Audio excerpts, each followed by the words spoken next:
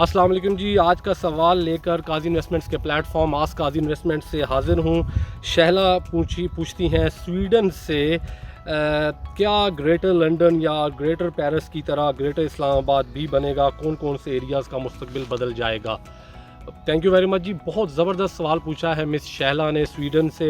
इससे पहले कि मैं सवाल का जवाब दूं, मेरी गुजारिश है कि अगर आपने अब तक हमारा यूट्यूब चैनल सब्सक्राइब नहीं किया तो प्लीज़ आप हमारा चैनल ज़रूर सब्सक्राइब कर लें, ताकि फ्यूचर में आपको भी हमारी तमाम तर मुफीद वीडियोज़ पाकिस्तान के रियल एस्टेट के हवाले से अपडेट्स मिलते रहें।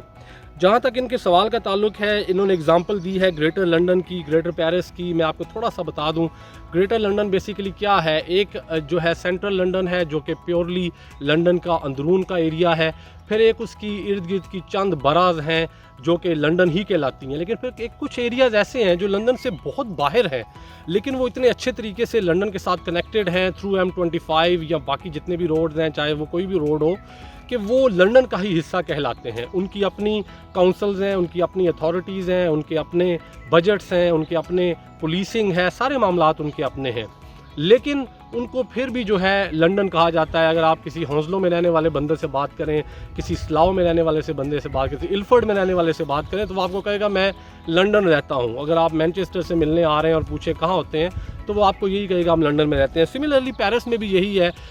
मैं बहुत दफ़ा पेरिस गया हूँ, वहाँ पे भी यही है कि एक सेंट्रल पेरिस का एरिया है जो कि बहुत शानदार, खूबसूरत और इस तरह का बिज़ी एरिया है, कंजस्टेड एरिया है, हिस्टोरिक भी है।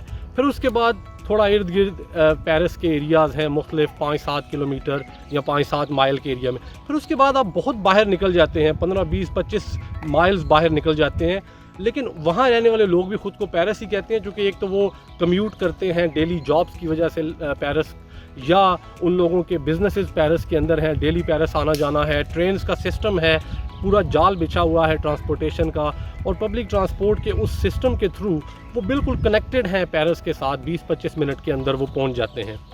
अब इनका सवाल इस्लामाबाद के हवाले से है कि क्या पाकिस्तान में भी ग्रेटर इस्लामाबाद बनाने का कोई प्लान है? ग्रेटर इस्लामाबाद तो ऑलरेडी बन रहा है। अगर आपने नोट किया हो, पिछले आप 20 साल में देखें, अगर 20 साल पहले आप देखते हैं तो एक्सप्रेस वे जो था, ये कहीं से भी इस्लामाबाद नज़र नहीं आता था। इसके ऊपर जब आप रवात से आते थे और आप राइट टर्न लेते थे टूवर्ड्स फैसल मस्जिद, जो कि अब इस्लामाबाद एक्सप्रेस वे कहलाता है, इसके ऊपर लेफ़्ट राइट जितनी हाउसिंग सोसाइटीज़ बनी हैं, ये सोच भी नहीं सकती थी कि ये लोग जो हैं यहाँ पर आबाद होंगे। यहाँ पर बिल्कुल पहाड़ियाँ थीं।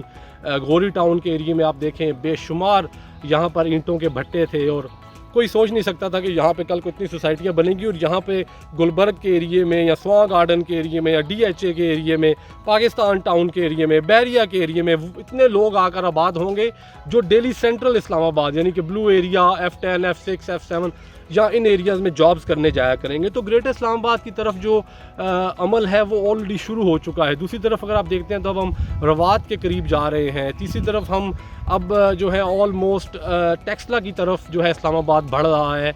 और थ्रू अगर आप देखते हैं जो कि फतेह जंग रोड है, तो वहाँ पे हम एयरपोर्ट और एयरपोर्ट से आगे फतेह जंग के एरिए तक जाते जा रहे हैं। तो ऑलरेडी इसके ऊपर काम हो रहा है।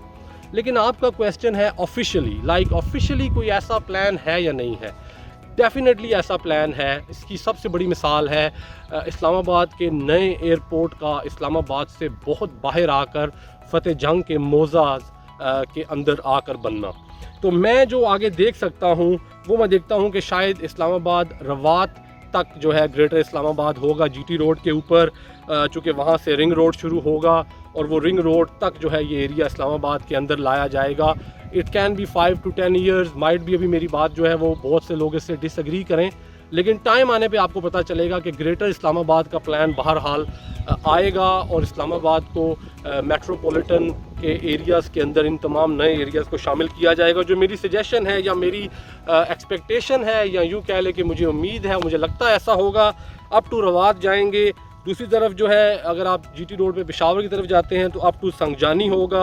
अगर आप एयरपोर्ट की तरफ जाते हैं तो up to airport and suburbs, जो कि फतेह जंग से पहले फतेह जंग तहसील तक ऑलमोस्ट हम उसके मरकज़ी शहर से कुछ जो पहला एरिया है वहाँ पर आप देखें ऑलरेडी सोसाइटियाँ बन रही हैं। बहुत दूर जाकर लगता है कि ये बहुत दूर है, लेकिन जब आप रिंग रोड की अलाइनमेंट्स को देखते हैं तो आपको दूर नहीं लगता। अगर रिंग रोड के जो मसाइल चल रहे हैं वो हल भी हो जाते हैं और इसको श्रिंक भी कर दिया जाता है, फिर भी जो एयरपोर्ट के इर्द गिर्द एरियाज़ हैं ये ज़रूर रिंग रोड का हिस्सा बनेंगे।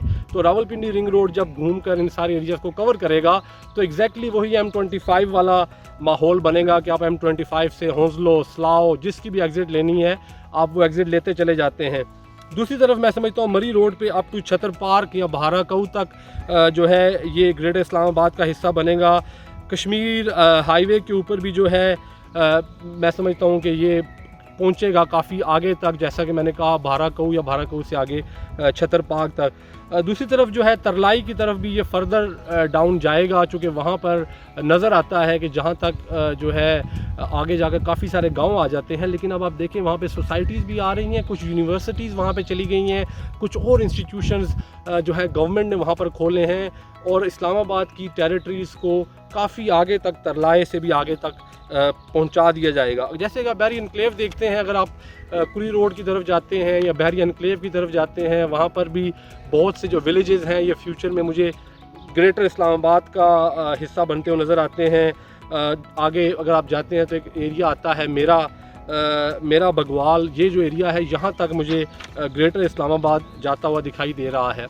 अब क्वेश्चन ये है कि इस ग्रेटर इस्लामाबाद को बनाने की वजह क्या होगी। सबसे बड़ी चीज़ है कनेक्टिविटी। अगर ये अच्छे तरीके से आपस में कनेक्ट हो जाएंगी जगह तो इसका फ़ायदा है, इस एरियाज़ का फ़ायदा है। फिर पता चलता है कि ये एरिया वाकई एक शहर है, क्योंकि असल चीज़ होती है कनेक्टिविटी। कनेक्टिविटी की सबसे बड़ी रीज़न है आपकी लोकल ट्रांसपोर्ट।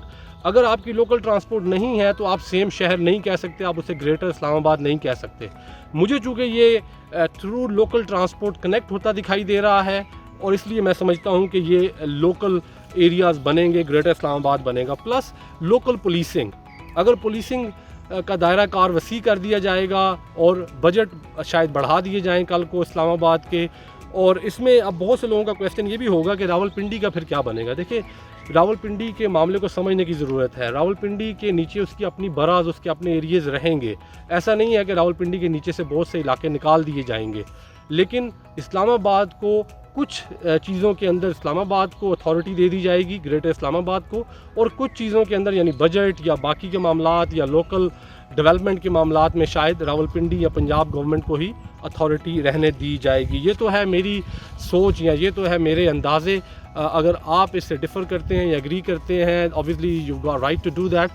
अपना बताइए मुझे, अगर आपके जहन में भी कोई क्वेश्चन है या इस बारे में आप कोई डिस्कशन करना चाहते हैं या अपनी सजेशन देना चाहते हैं या कोई आपका डिफरेंट पॉइंट ऑफ व्यू है, ज़रूर दीजिएगा हमें। अब तक के लिए इतना ही। अल्लाह हाफ़िज़।